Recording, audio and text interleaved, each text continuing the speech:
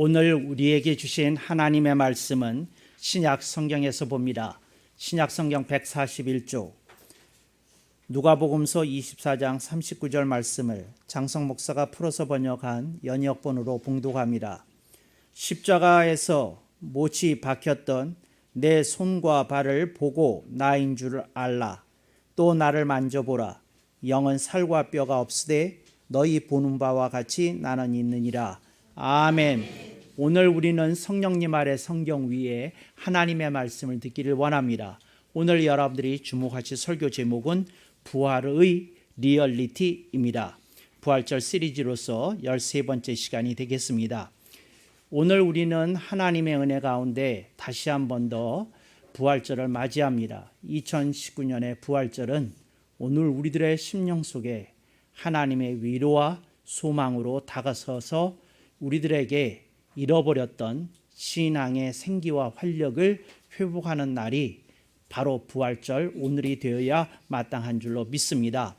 부활에 대해서 성경에 수많은 좋은 선구들이 있습니다.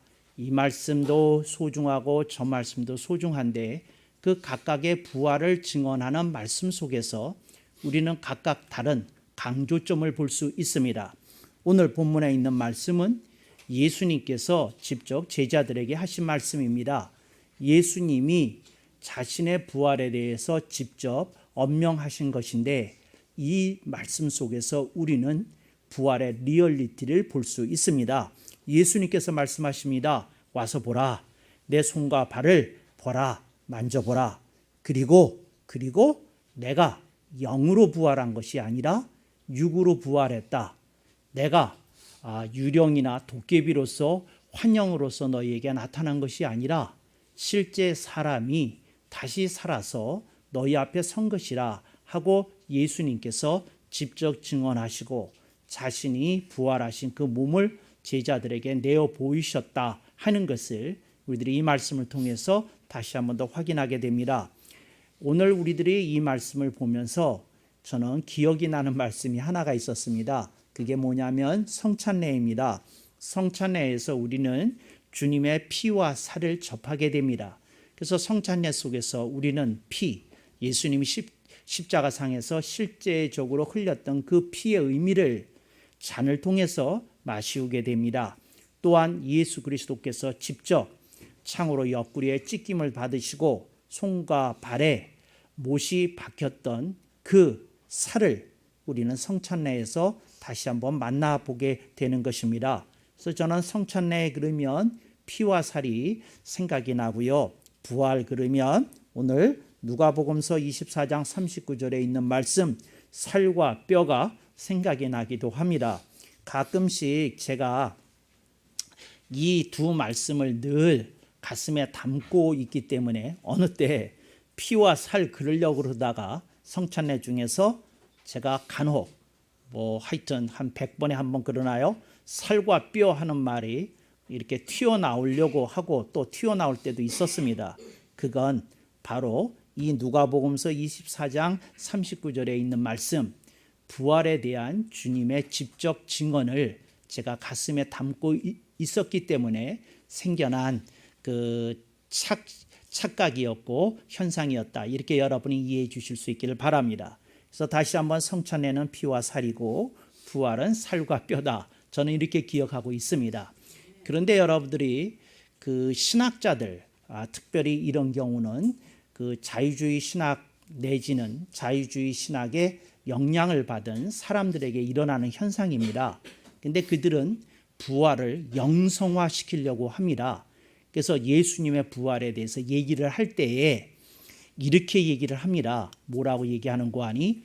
예수님의 육이 다시 사셨다는 거 이렇게 얘기하는 건 조금 낮은 수준의 부활이라는 겁니다.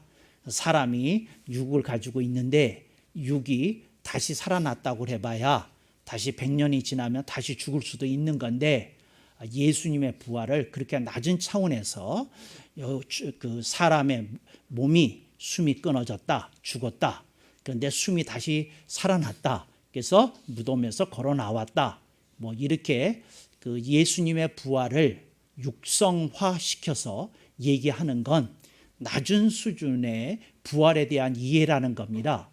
그들이 말하는 고급스러운 부활의 이해는 이겁니다. 뭐냐면 어떤 사람이 술과 여자와 쾌락에 찌들어서 살았다.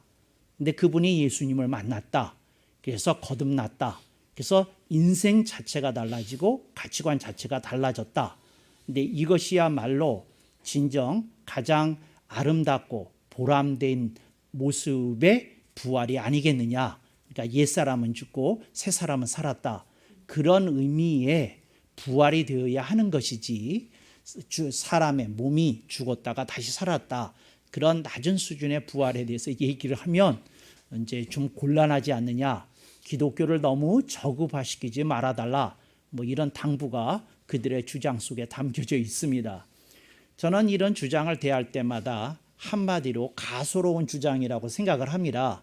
근데 왜 가소롭다고 생각을 하는고 하니 예수님의 육적인 부활이 없이는 다른 메시지도 같이 죽는 것이기 때문에 그렇습니다. 그래서 여러분 예수님에 대한 부활을 얘기를 할 때에 이걸 중생과 결부시켜서 고급화시킨다.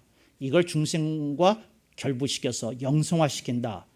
이런 어떤 그 잘못된 신학의 그 유도로부터 여러분이 자유를 누리시고 벗어나실 수 있기를 간절히 당부드립니다. 중요한 건 예수 그리스도께서 하나님이신데 그 하나님이 인간이 되어서서 피조물의 형상으로 이 지구상에 오신 참 하나님이시요 참 사람이신 분이라는 겁니다.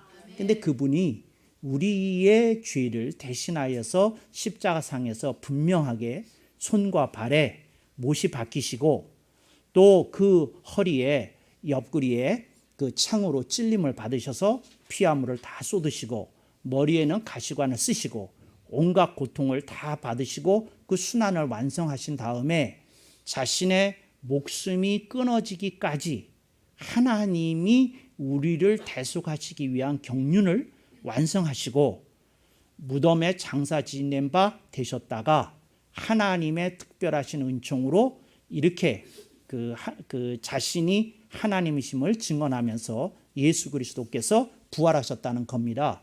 그래서 여러분들이 이 부활의 그 역사적인 사실, 육적인 부활의 역사적인 확실함, 이 속에서 기독교는 서 있는 겁니다. 근데 이거를 영성화시켜서 고급스러운 부활이니 또 무슨 품격 있는 부활이니 이렇게 얘기를 할 때에 참 가소롭다, 참 어처구니 없다 그런 생각을 저는 먼저 갖는다 하는 말씀을 듣습니다. 그런 메시지 속에 우리들이 들어야 될 어떤 그 메시지가 없는 건 아닙니다. 그렇지만 제가 여러분에게 분명히 말씀드립니다. 오늘 우리들은 부활절을 이렇게 기념하고 송축하는 것은 무슨 의미가 있는고 하니 분명히 우리의 구세주로 오셨던 분이 이 세상에서 인간으로 살으셨다. 그리고 하나님의 경륜에 따라 십자가상에서 대속을 이루셨다. 그리고 그분은 죽으셨다. 그리고 그분은 무덤에 장사 지낸 바 되셨다. 그리고 사흘 후에 예수 그리스도께서 죽음의 권세, 어둠의 권세를 깨뜨리시고 부활하셨다. 이걸 그냥 문자 그대로 그냥 역사적인 사실이므로 그대로 믿습니다. 그런데 일부 이 진보적인 신학을 가지고 있는 사람들은 이걸 굉장히 유치하고 저급하게 생각합니다. 그러니까 뭐냐면 성경에 있는 어떤 기록에 대하여 그것을 문자적으로 붙는 것을 어떻게 생각하는고 하니 뭐 어린이나 뭐 중고생 수준에서 머무는 것이라고 생각을 합니다. 기독교가 적어도 대학생 수준이 되려고 그러면 그런 것으로 벗어나서 사람이 제멋대로 살다가 가치관이 정립이 되어서 새로운 인생이 펼쳐지는 그런 부활을 얘기하고 그런 중생을 얘기해야지 어떻게 예수 그리스도께서 죽으시고 부활하신 것을 문자 그대로 믿는 그 수준에 머물러 있느냐 이렇게 얘기합니다. 근데 여러분들이 기억하실 것은 예수 그리스도께서 육을 가지고 이 세상에 오셨다. 육을 가지고 죽으셨다. 그리고 다시 사셨다 하는 것은 분명한 역사적인 사실이고 이 역사적인 사실이 없다면 기독교는 역사 속에서 생존할 수 없었을 것이라는 사실입니다. 그래서 부활이 없으면 예수 그리스도의 육적인 부활이 없으면 기독교는 없다. 기독교는 오래도록 그 생명력을 간직할 수 없었을 것이다. 이렇게 저는 분명하게 단언할 수 있습니다. 또 그것이 기독교 역사가 보여주는 증거이기도 합니다. 그래서 여러분들이 그걸 먼저 분명히 믿으셔야 됩니다. 그래서 예수 그리스도께서 죽었다 다시 사시는 것을 통해서 우리들에게 영생이 있다고, 예수 그리스도 안에 있는 그 모든 인생에게 그 대속의 은총으로 영생이 있다고, 구원이 있다고, 천국이 있다고 우리들에게 확실하게 증거를 보여주신 일이다 하는 걸 여러분들이 기억해야 될 줄로 믿습니다. 그래서 여러분들이 이런 사실로부터 조금 더 벗어나지 않기를 바랍니다. 그러니까 그 부활은 그냥 심플하게 사람이 죽었다가 다시 살아났는데 그분이 보통 분이 아니라 이 세상의 모든 죄를 대신하여 걸머지시고 죽으셨던 분이 대신 죽으셨다가 대신 살아나셨다. 이런 역사적인 사실, 그리고 이 분명한 사실 위에 기독교의 복음이 성립될 수 있었다 하는 것을 여러분들이 먼저 가슴에 이렇게 팍 하고 새기실 수 있기를 바랍니다. 예수님께서도 이것을 분명하게 하시고 싶으셨던 것 같아요. 내 손과 발을 보고 나인 줄 알라. 또 나를 만져보라. 실제로 확인하라고 말씀하십니다. 가짜가 아니다. 여기 흔적이 있다. 그러니까 부활하신 예수님께서는 그 하나님이시기 때문에 그 흔적을 없이 하실 수도 있었을 거예요. 근데 예수님께서 부활하신 다음에 찢기신 손과 발의 모습을 그대로, 그 스티그마를 그대로 갖고 예수 그리스도께서 제자들에게 보여주셨다는 겁니다. 봐라, 내 몸의 상처를 봐라, 내 몸의 흔적을 봐라. 그리고 예수님께서 보여주셨다는 겁니다. 그리고는 영은 살과 뼈가 없으되, 저는 이 말을 너무 좋아합니다. 영은 살과 뼈가 없으되, 도깨비는 없지요, 환영은 살과 뼈가 없지요. 그런데 예수님은 살과 뼈가 있으신 그 우리와 같은 인간의 모습으로 다시 부활하셨다는 것을 분명하게 증언하고 계시다는 겁니다. 그래서 저는 이 말씀을 좋아합니다. 예수님이 그냥 육적으로 부활하셨다는 사실을 심플하게 이 구절 그대로 믿는 겁니다. 이걸 받아들이는 겁니다. 이제 이걸 여러분들의 가슴속에 새기실 수 있기를 바랍니다. 바로 이런 말씀을 믿는 데서 영생의 소망이 이렇게 솟구치는 겁니다. 영생에 대한 우리의 기대가 믿음으로 바뀌는 순간이 바로 이런 말씀을 접하게 될 때입니다. 그래서 여러분들이 이 구원, 영생, 천국 이렇게 생각할 때 예수님이 죽음의 권세를 이기시고 나를 보라, 나를 만져보라, 살과 뼈가 있는 사람이니라 하고 말씀하신 이 말씀 속에서 살과 뼈를 가진 인간이 예수 그리스도 안에서 어떻게 영생을 얻는지에 대해서 분명하게 또 확실하게 우리들에게 증언해 주시고 있는 것이다. 이렇게 가슴에 새기실 수 있길 바랍니다. 그랬더니 어떤 이들은 굉장히 또 끈질깁니다. 그러니까 마음이 급해요. 이건 다 아는 사실이잖아요 하고 얘기합니다. 아니, 그러니까 다 아는 사실이 아니에요. 목사님, 다 아는 사실이 아니라는 말이 뭡니까? 저는 여러분들이 예수 그리스도의 부활을 영성화시키는 일을 먼저 하지 말기를 바랍니다. 그래서 예수님의 부활을 그냥 육적인 부활로 심플하게, 그리고 역사적인 사실로 먼저 받아들이는 걸 온전히 하실 수 있기를 바랍니다. 그 다음에 그 부활 속에서 우리가 보는 것에 대해서 말씀을 드리겠습니다. 뭘 보느냐? 우리는 영생에 대한 산 소망을 품게 되는 겁니다. 사람이 죽는 것으로 그치지 않을 수 있구나.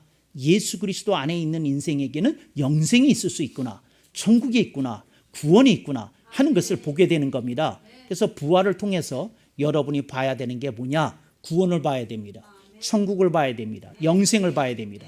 근데 이걸 여러분들이 명백하게 봐야 됩니다. 그러니까 1번이라고 제가 말씀드릴 수 있겠는데, 첫 번째 요지, 예수님의 육적인 부활을 먼저 확실하게 역사적인 사실로, 객관적인 사실로 믿어야 됩니다. 이제 이게 믿어지면 그 다음에 이 믿음에 기초하여서 영생, 천국, 구원이 여러분의 것으로 소망 가운데 다가서게 되는 겁니다. 그러니까 여러분들이 이걸 이렇게 받아들이셔야 됩니다. 그러니까 두 번째로 여러분들이 생각할 때, 나도 이제는 영생을 얻는 사람, 구원을 받은 사람, 천국 시민으로 살 수 있게 된 거구나 하고 우리들이 받아들이게 되는 겁니다. 그래서 예수 그리스도의 부활이 없이는 저는 단언한다고 말씀드리지 않았습니까?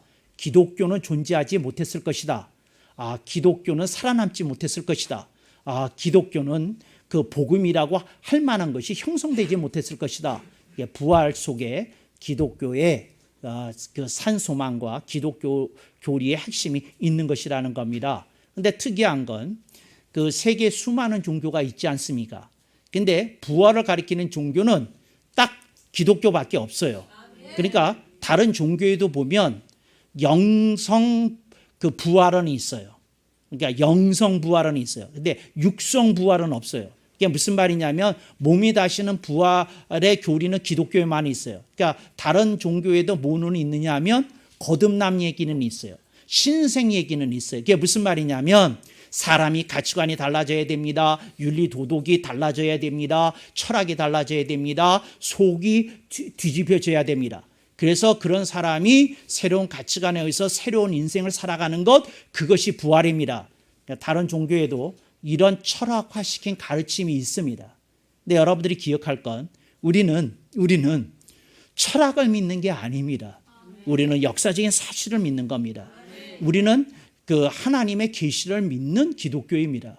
그래서 여러분들이 우리가 믿는 그 기독교가 계시의 종교라는 말도 맞지만 역사적으로 증명된 사실 위에 토대한 기독교라는 사실도 여러분들이 또한 기억하실 수 있길 바랍니다. 그래서 저는 그 기독교에 대해서 얘기를 할 때에 계시의 종교라고만 말하는 것을 조금 아쉬워합니다. 저는 뭐라고 그러냐면 기독교는 계시의 종교로 시작하였고 계시의 종교인 것이 맞지만 계시의 종교이기만 한 것이 아니라 역사적으로 증명된 종교다 이렇게 말합니다. 근데 역사적으로 무엇이 증명이 되었느냐? 부활이 영생이 증명이 되었다. 이걸 우리들에게 기독교가 또 복음이 우리들에게 가르쳐주고 있는 겁니다. 그러니까 여러분들이 이걸 확실하게 두 번째로 믿어야 됩니다. 아하, 부활을 믿는 건 영생을 믿는 거구나. 따라해 보겠습니다. 부활을 믿는 건 영생을 믿는 거구나. 부활을 믿는 건 천국을 믿는 거구나. 부활을 믿는 건 구원을 믿는 거구나. 이걸 여러분들이 가슴에 새기실 수 있기를 바랍니다. 그래서 부활이 없이는 영생 없습니다. 부활이 없이는 천국 없습니다. 부활이 없이는 구원이 없습니다. 그러니까 이 부활절이 어떻게 해서 기독교의 그 절기상으로 명절이 되는지를 여러분들이 이런 증언을 통해서도 다시 한 번 더 확인하시리라고 믿습니다. 그래서 이것이 우리가 그 부활의 메시지에서 늘 생각해야 될 두 번째 메시지입니다. 첫 번째는 뭐라고요? 예수님의 부활은 부인할 수 없고 너무도 분명한 객관적인 사실이고 역사적인 사실이다. 객관적인 사실이고 역사적인 사실이다. 이걸 여러분들이 가슴에 붙드실 수 있기를 바랍니다. 또 하나, 예수님의 부활은 우리들에게 세 가지를 가져다 주었는데 영생과 천국과 구원을 가져다 주었다. 이걸 여러분들이 꼭 기억하실 수 있기를 바랍니다. 그래서 이 부활은 우리에게 영생, 구원, 천국과 동의어로서 나란히 설명되어지고 증거되어진다. 이걸 여러분들이 이렇게 또한 분명히 생각해 주셨으면 좋겠습니다. 이제 세 번째, 부활의 이게 세 번째 메시지가 바로 다른 종교에서도 가끔씩 기독교의 교리를 빌려다가 가리키는 그런 영적인 부활입니다. 다른 말로 거듭남, 또 다른 말로 새삼, 또 다른 말로 신생, 다른 말로 가치관의 혁명적 변화, 뭐 이렇게 얘기하기도 합니다. 이제 오늘 우리들의 기독교를 믿는 우리들에게 이걸 신학에서는 회심이라고 얘기를 합니다. 이게 뭐냐면 예수 그리스도를 구주로 영접한 사람이 그 복음에 너무도 감사하고 감격해서 이 사람이 자신의 인생을 하나님의 말씀에 맞추어서 살기로 결단을 내리는 겁니다. 이걸 회심이라고 합니다. 여러분, 진정한 부활이 일어난 사람에게는 회심이 있습니다.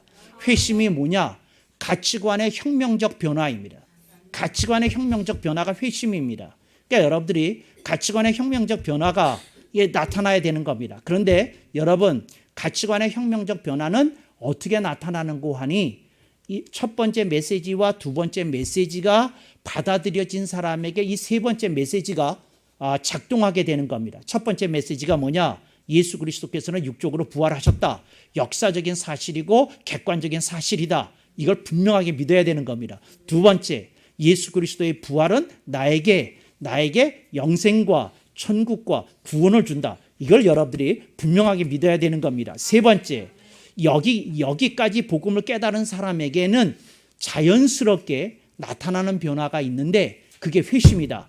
가치관의 혁명적 변화가 나타난다. 이게 세 번째 그 부활의 의미입니다. 그러니까 여러분들이 부활에 대해서 평생 교회에서 설교를 들을 건데 제가 평생 부활절에 들을 메시지를 세 가지로 누가 저보고 요약하라고 그러면 이겁니다. 예수 그리스도의 부활은 역사적인 사실입니다. 객관적인 사실입니다. 증명된 사실입니다. 아멘 억만번. 두 번째, 예수 그리스도의 부활은 그 믿는 이에게 영생과 천국과 구원을 줍니다.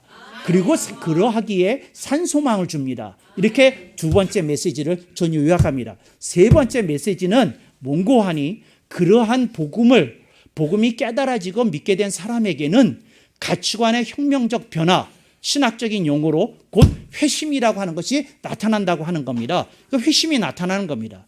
예전처럼 살 수 없는 겁니다. 그전과 똑같이 살 수 없는 겁니다.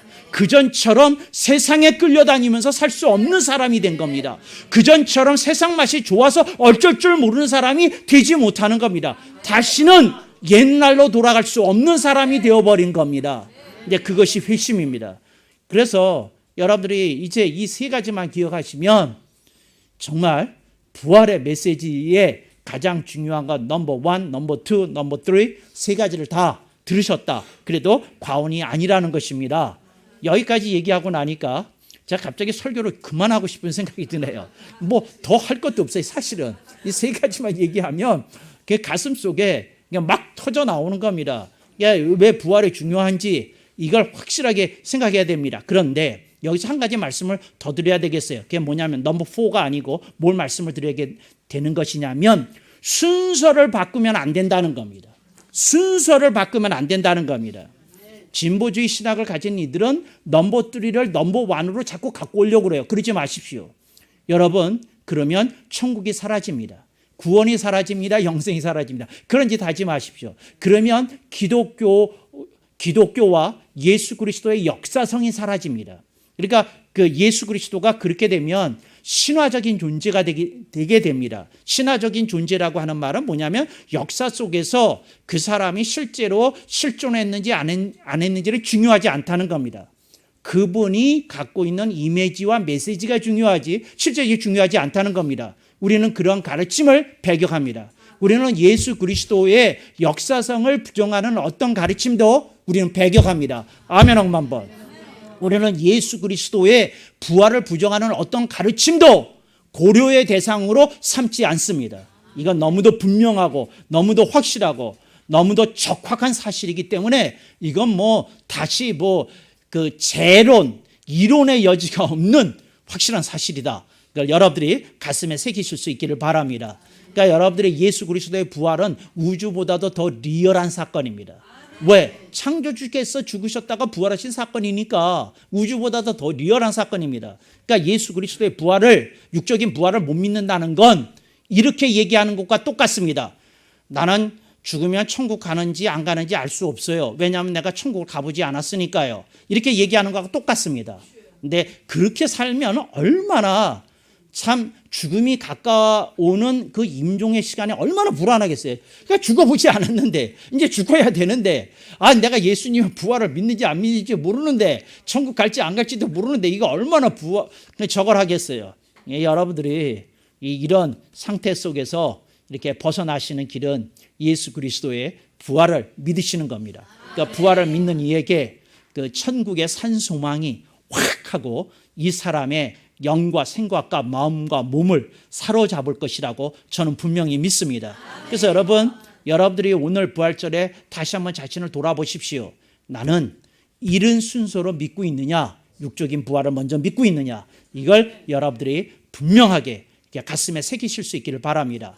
그리고 나는 영생의 산소망이 있느냐, 이걸 여러분들이 점검해 보실 수 있기를 바라고, 세 번째 여러분들이 나는 가치관의 혁명적 변화, 회심이 내한테 일어났느냐, 이걸 좀 생각해 보실 수 있기를 바랍니다.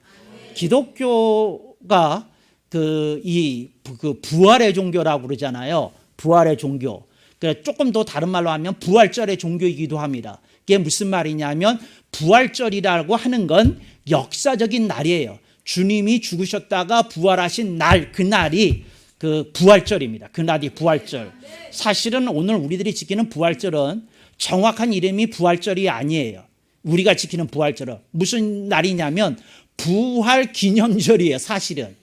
그러니까 예수님이 진짜 죽었다가 부활하신 그 역사적인 날이 있어요. 그게 부활절입니다. 우리는 그 부활을 믿는 겁니다. 그 부활을. 그러니까 여러분들이 꼭 기억하셔서 아하, 부활을 믿는다. 부활절을 믿는다. 이게 여러분들이 이걸 가슴에 이렇게 새기실 수 있기를 바랍니다. 예수님이 이 세상에 역사적으로 탄강하신 것이, 예수님이 탄생하신 것이 너무도 역사적인 분명한 사실이듯이 예수님이 십자가상에서 죽으신 것 또한 분명한 역사적인 사실이고, 예수님의 무덤의 권세를 깨뜨리시고 부활하신 것 또한 분명한 역사적인 사실이다. 이걸 분명히 믿으실 수 있기를 바랍니다. 여러분들이 주변에서 어떤 철학자나 신학자를 만났는데 그분이 고급스러운 부활에 대해서 얘기하시면 그분과의 교제를 좀 거리를 두십시오. 그렇구나. 자기 철학과 자기 신학에 빠지신 불쌍한 인생이 여기 또 있구나. 그리고 그 영혼을 위해서 기도하실 수 있기를 바랍니다. 저는 이거를 영성화시켜서 얘기하는 사람 치고 예수 그리스도에 대한 신앙이 확실한 사람을 아직 만나본 일이 없어요. 그게 무슨 말이냐면 넘버 3를 넘버 1으로 얘기하면 안 되는 겁니다. 넘버 1은 넘버 1, 넘버 2는 넘버 2, 넘버 3는 넘버 3 이렇게 얘기해야 된다는 거 여러분들이 꼭 기억하실 수 있기를 바랍니다. 이게 우리가 갖는 그 신앙입니다. 이걸 뭐라고 그러냐? 부활신앙이라고 그럽니다. 근데 부활신앙이 뭐냐? 요 세 가지를 믿는 겁니다. 이 세 가지를. 그러니까 이 세 가지가 부활신앙입니다. 그러니까 기독교의 신앙을 표현하는 여러 가지 말들이 있는데 그 가운데 하나가 부활신앙이다. 부활신앙이 뭐냐? 예수 그리스도의 육적인 부활이 객관적인 사실, 역사적인 사실, 증명된 사실로 이렇게 딱 받아들이는 겁니다. 그리고 그 부활 속에서 그 구원과 영생과 천국을 보는 겁니다. 그걸 이렇게 받아들이는 겁니다. 구원과 영생과 천국은 순서를 마음대로 바꾸셔도 됩니다.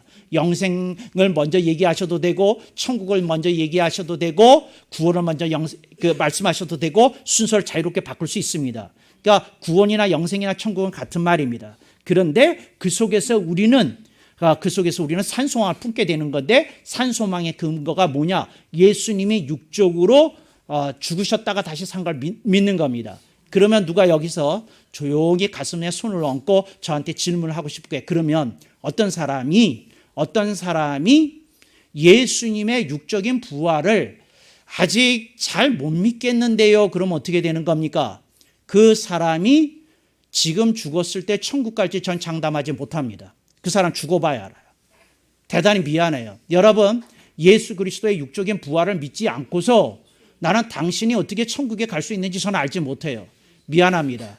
그 사람한테 미안한 게 아니라 이게 분명한 사실입니다. 예수 그리스도의 부활을 부정하거나 거부하는 상태 속에서는 당신이 혹 구원받은 사람일 수도 있겠지만 그 신앙에 대해서 제가 그런 신앙을 갖고 있다고 말하는 사람에게 당신은 천국 갈 사람입니다 하고 저는 증언 못합니다. 증인으로 나서지 못합니다. 그러나 그 누구일지라도 부활신앙을 갖고 있는 사람이라면 저는 얘기할 겁니다. 형제요, 안심하소서. 당신이 오늘 혹 사고로 죽는 일이 결코 그런 일은 일어나지 않겠지만 있다고 치더라도 당신은 주님의 품에 천국에서 안기게 될 것입니다 하고 저는 기꺼이 증언됐을 것입니다. 그렇지만 그러지 않은 경우는 얘기할 수 없겠다. 그만큼 중요한 거다 그 말입니다. 그만큼. 그래서 여러분, 그 유다교회에서는 수천 년 동안 토요일 안식일에 예배를 드리고 제사를 드려왔습니다. 그들이 성전과 성막에서 혹은 회당에서 그 예배를 드려왔습니다. 그런데 잘 들으십시오. 그런 기독교가 이 유다교라는 전통 속에서 이렇게 벗어날 수 있었던 것은 예수님이 부활하시는 날서부터 시작하여 이제 사도들은 부활신앙을 증언하면서 예배일을 주일로 옮겼던 겁니다. 할렐루야.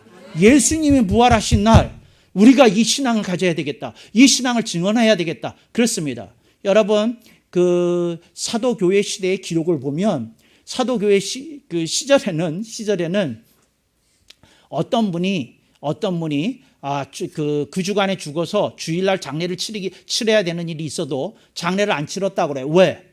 그 부활의 기쁨이 사라질까봐. 그러니까 월요일에 장례 치르게 했다는 거예요. 그리고는 부활 그 주일에는 이런 그 문헌의 기록이 있습니다. 뭐라고 얘기하는 거 아니? 주님이 부활하시는 날에는 형제들이요, 가급적 슬픈 멜로디의 찬송을 결코 부르지 마십시오. 그랬다는 거예요. 근데 왜 그랬을까요? 부활 신앙이 너무도 리얼하고 너무도 강력해서 그랬다는 거예요. 그러면서 사람들이 뭐라고 그 사도교회 시대에 누가 와서 얘기를 하면 교인들 중에 사람들이 벌 때까지 일어났다는 거예요. 예수 그리스도께서 죽은 것을 나는 보았소. 예수 그리스도께서 부활하신 것을 나는 보았소. 하나님 부활의 증인들이 사도교회 시대에 생존해 있던 시기가 있었다는 거 여러분들이 꼭 기억하실 수 있기를 바랍니다. 그래서 그리스도인들을 칭하는 여러 가지 명칭이 있어요. 그리스도인이라는 명칭은 안디옥 교회에서부터 출발한 것인데 그 그리스도인들을 부르는 여러 가지 호칭이 있었습니다. 성경에 보면 갈릴리 사람들이라는 호칭도 있었고요. 나사렛 사람들이라고 하는 호칭도 있었습니다. 또 예수의 무리라는 호칭도 있었습니다. 그런데 사도교회에 가장 처음에 그리스도인들이 자신의 정체성을 담는 말로서 자신을 표현했던 말들이 있어요. 우리가 곧 부활의 증인이라, 그런 마음을 가졌다는 거죠. 그래서 그리스도인이 된다는 건 부활의 증인이 된다는 말입니다. 이걸 여러분들이 기억하십시오. 부활의 증인이라는 기쁨과 감격과 감사가 없이 주일날 예배를 드린다는 건 미안해, 산송장에 왔다 갔다 하는 것과 진배 없습니다. 이 부활신앙을 믿어야 이게 되는 겁니다. 제가 다시 한번 얘기합니다. 부활신앙이 없이는 형제요, 당신의 구원을 확증할 수 없습니다. 부활신앙이 있어야 됩니다. 부활신앙이 있어야 됩니다. 오늘 우리 교회에 헌화를 받은 아기가 있었어요. 이 아이가 부활신앙을 확증하는 날, 부활절에 뭐예요? 부활절에 헌화를 받았으니 이 아이가 고이 커서 부활의 증인이 되리라고 축복합니다. 또 그 부모가 부활의 증인으로서 이 아이를 고이 잘 지키고 부활의 증인으로서 신앙생활 잘 하리라고 믿고 당부하고 권면하고 축복합니다. 오늘 우리들이 다 부활의 증인이 되어야 되겠다, 그런 생각을 가지실 수 있기를 바랍니다. 성령님이 이렇게 말씀하시네요. 뭐라고 말하냐면 네가 설교할 거 없다고, 이 정도면 다 됐다고 얘기했을 때가 설교한 지 22분 되었다. 근데 32분이다. 그러니 이제 설교 그만해도 되겠다 말씀하시네요. 그래서 제가 마지막 말을 해야 되겠어요. 이 말 문구를 한번 같이 따라 해야 되겠습니다. 우리가 곧 부활의 증인이라. 시작. 우리가 곧 부활의 증인이라. 아멘. 억만 번. 한 번 더. 우리가 곧 부활의 증인이라. 아멘. 억만 번. 한 번 더. 우리가 곧 부활의 증인이라. 아멘. 억만 번.